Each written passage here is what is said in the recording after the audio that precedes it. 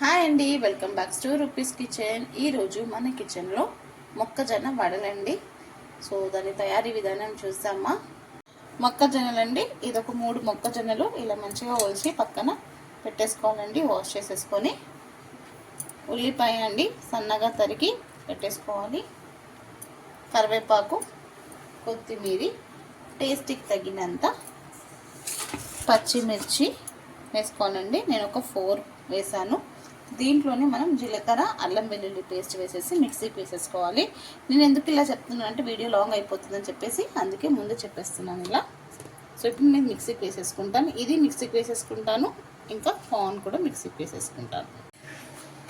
ఇలా కార్న్ని కచ్చపక్కగా మిక్సీకి వేసేసుకోవాలండి. తర్వాత ఇంకొక చిన్న జార్లో మనం కారంకి తగినంత పచ్చిమిర్చి, ఇంకొక 1/2 ఇంచ్ అల్లం ముక్క, ఒక 3 to 4 వెల్లిపాయలు, జీలకర్ర, కొంచెం సాల్ట్ వేసేసి మిక్సీ వేసేసుకోవాలి.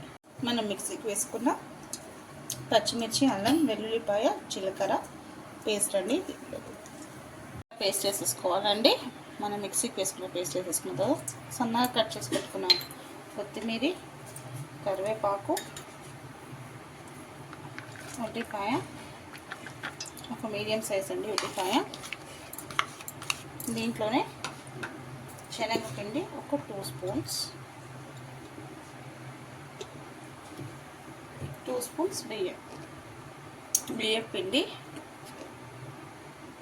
బియ్యపిండి క్రిస్పీ గురించి వేస్తామండి. సో 2 స్పూన్స్ శనగపిండి అంటే 2 స్పూన్స్ బియ్యం పిండి.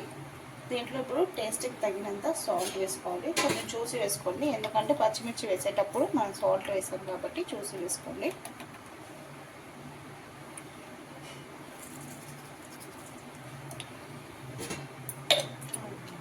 పసుపు, అలానే కొంచెం సోడా వేసేసుకోవాలి.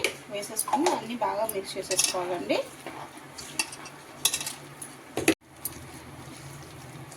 ఇలా తీసుకొని ఇలా చేతిలో ఇలా ప్రెస్ చేసేసి దాంట్లో వేసేద్దామండి. ఆయిల్ కూడా పెట్టేసుకోవాలి డీప్ ఫ్రైకి.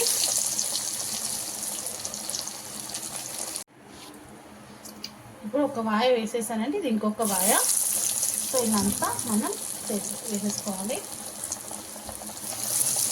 పిల్లలు ఈవినింగ్ స్కూల్ నుంచి వచ్చే టైంలో మనం ఇలా చేసి పెడితే వాళ్ళు ఇప్పుడు హెల్త్కి కార్న్ చాలా మంచిది కదండి.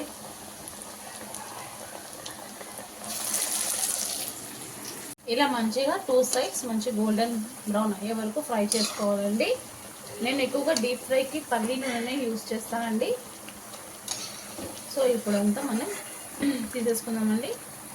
అయిపోయిందండి మొక్కజొన్న వడ.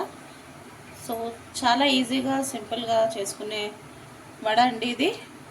ఈవినింగ్ టీ టైంకి ఎప్పుడైనా మనకు తినాలనిపిస్తే ఇలా చేసుకుంటూ చాలా బాగుంటుందండి. సో ఇంకెందుకండి లేట్, మీకు కూడా నచ్చినట్టయితే మీరు కూడా డెఫినెట్గా ఒకసారి ట్రై చేయండి.